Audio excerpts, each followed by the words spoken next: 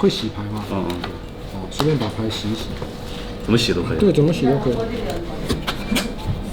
我专业哦。专业，对。这样可以吗？平常常玩牌吧？你什么意思？就是你看洗牌洗的还不错啊。好，你可以帮我把扑克牌啊。我先说一下，这个牌不是我的牌，是店里面的牌。然后你也亲手洗过牌了，对吧？然后我再你亲手把扑克牌分成3摞。对，好，非常完美。好，我再说一次，你亲手洗的，你自己分的。这个牌也不是我的牌，后面也不可能有什么记号什么东西的，对吧？我现在要做什么呢？这3张牌，就最上面这3张牌，我要把它感应出来。最近新的技能应该啦，我不确定，应该是草花1张草花8，草花9，能看吗？等一下，我再确认一下。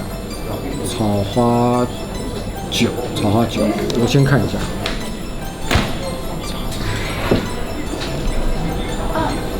草花勾，红桃10，你们都不会相信。草花9，草花勾，红桃10。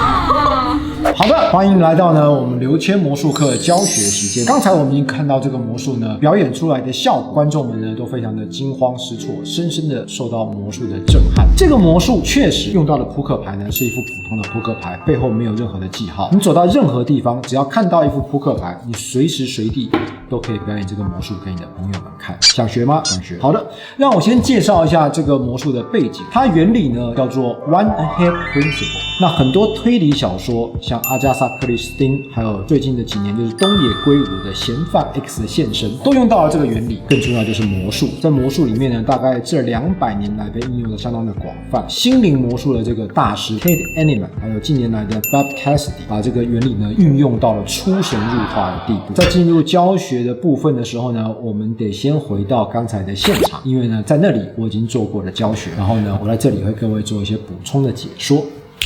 这个魔术很简单，就是你任何一副扑克牌都可以变，真的没有任何机关。一开始先让你的观众洗牌。我再来。对啊，其实你怎么洗都一样，我把扑克牌拿回来，就是他洗完之后把扑克牌拿回来，第一件事情我要做的就是顺手打开看一下。好，我这时候动作是为了什么呢？我是不是要偷偷记住最上面这一张？好，比如说这张是鬼牌嘛。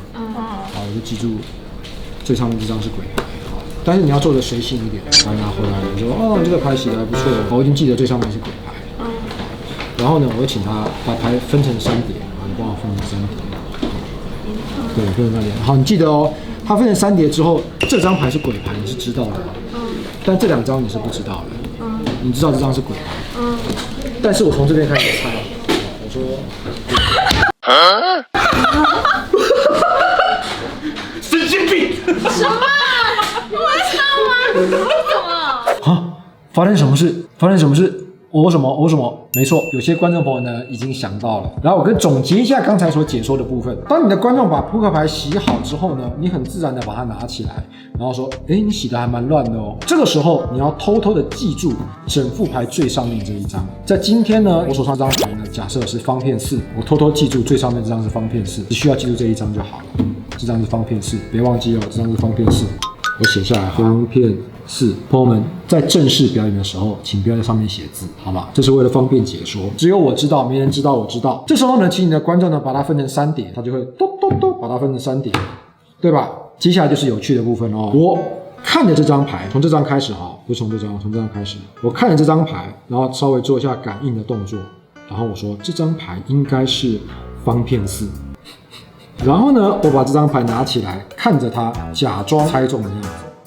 但同时其实我看到了这张牌是一个大王。然后我再看着下一张牌，我说这张是大王，我再把它拿起来。好，同时我看到了这张是方片2。然后最后我看了第3张，然后我说这张是方片2，但其实它是方片4，我早就知道了。我把它拿起来。所以当你把所有的牌翻开的时候它都会完完全全按照你说的样子就是这3张。猜到了，已经猜到了。你们想到了吗？我还没讲完呢，就讲完。简直智障！什么简单？你觉得简单？我们之间一定出了什么误会。这个魔术简单是简单它的原理容易明了，但不代表它简单。实际在魔术的这个世界里面呢，越单纯的原理，它包含的智慧越深奥。真正让我们感动的，往往都是一些原理单纯的魔术。例如，我们常常会感觉，这么简单，我怎么没想到？这么简单，我刚刚怎么没看出来？这么简单，原来就可以做到这种事，而我们从来不会觉得这么简单，连小孩子都会。越单纯的原理，它包含的智慧越深奥。对，我再重复一次。好，尤其是这个魔术呢，它的原理 One Ahead Principle， 这个对我来说呢是天才级别的一个这个发明，而且呢把它用在魔术里面，把它表现出来，是一个非常高难度的东西。以这个魔术做例子，原理虽然很简单，但是用到了2样在魔术界里面。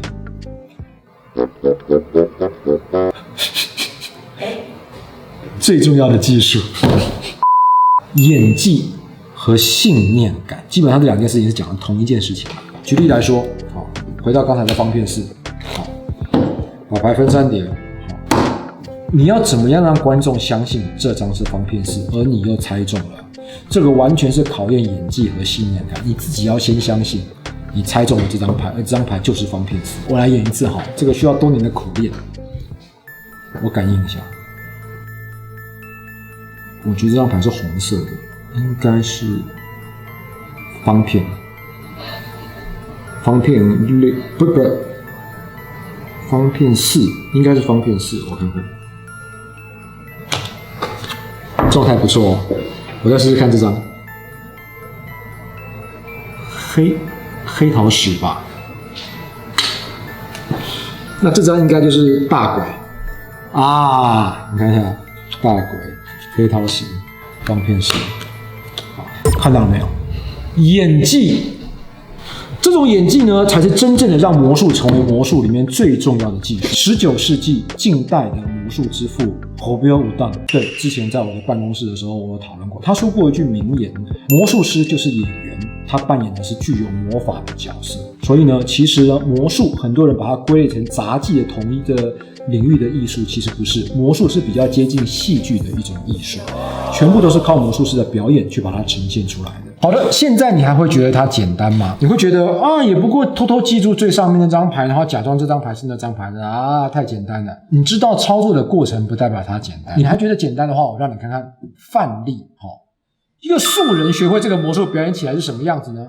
好，来，你把牌洗一下，不用紧张啊，随便洗啊，随便洗。啊，失败，没关系，没关系啊，洗的很乱了是吧？好，来，你再把它分成3垛。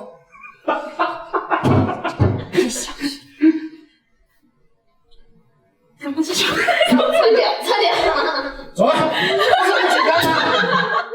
换下一位。快点！我整理一下啊，对，来洗一下啊。分3摞。分3摞。对。不，好，行，这样来，分离太远了。哎，等会儿。不是很简单吗？看到没有？